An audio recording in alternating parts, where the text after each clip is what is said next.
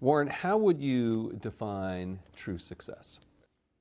Well, I've said many times that if you get to be 65 or 70 and later, and the people that you want to have love you actually do love you, you're a success. I've never seen anybody that reaches that age. I mean, I'm not talking about somebody that's in extreme poverty or pain or something, but I've never seen anybody that, if they have a lot of people that love them, that is other than happy. And I've seen some very, very wealthy people that they give testimonial dinners to and name schools after and everything. And nobody loves them, you know. Their own kids would say, he's in the attic, you know. Nobody ever came. What are, say, 3 pieces of advice you would give to people who are looking to succeed in business? Well, by far the best investment you can make is in yourself. I mean, for example, communication skills. I tell the students that come that they're going to graduate schools and business, and they're learning all these complicated formulas and all that. If they just learn to communicate better, and both in writing and in person, they increase their value at least 50%. And, I mean, if you can't communicate, somebody says, you know, it's like winking at a girl in the dark. Nothing happens, you know, basically. And you have to be able to get forth your ideas, and that's relatively easy. I did it myself with the Dale Carnegie course. Some people wish I'd taken a shorter course now in terms of my talking later on, but it's just hugely important. And if you invest in yourself, nobody can take it away from you. I mean, the second thing, which I'll get a certain criticism for not living it, but I do tell those students, you know, that if I gave you a car and it'd be the only car you get in the rest of your life, you take care of it like you can't believe. Any scratch, you'd fix that moment. You read the owner's manual. You keep a garage and do all these things, and you get exactly one mind and one body in this world. And you can't start taking care of it when you're 50. By that time, you'll have rusted out if you haven't done anything. So you should really make sure that you just remember that you just got one mind and body to get through life with and to do the most with it. What about life advice? Well, life advice is, you know, the most important thing,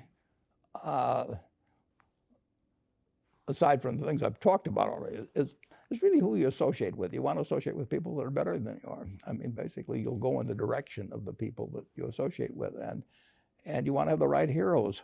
You want people, if you want to emulate somebody, you better pick very carefully who you want to emulate. And when obviously you can't pick your parents, they're going to have an enormous influence on you, but you don't get a choice on that. But you get choices as you go down the line, and who you admire, who you want to copy, and the most important for most people in terms of that decision is their spouse. It's also important in terms of a partner in business, but the partner in life is the most important one. You want to pick a spouse that's better than you are, and then he or she, and you hope they don't figure it out too fast.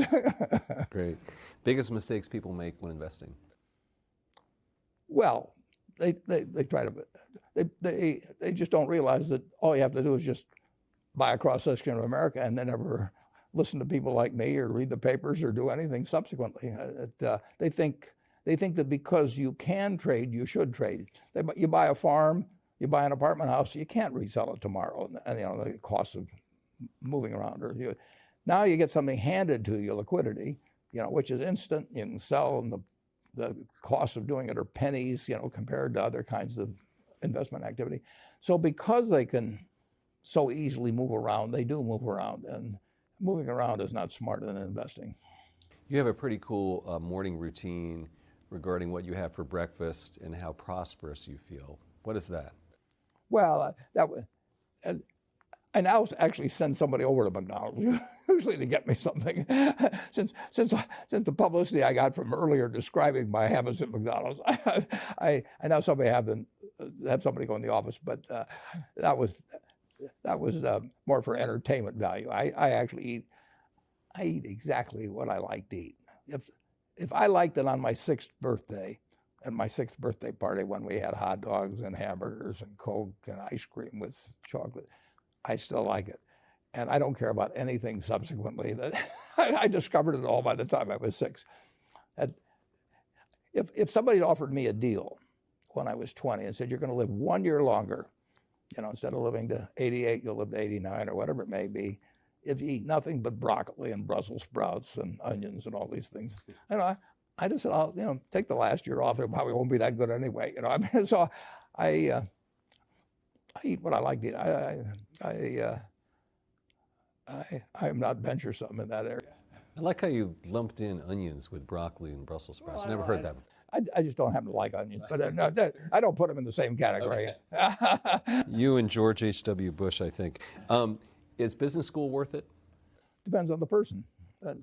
Much more than it depends on the school. I mean, I wouldn't worry.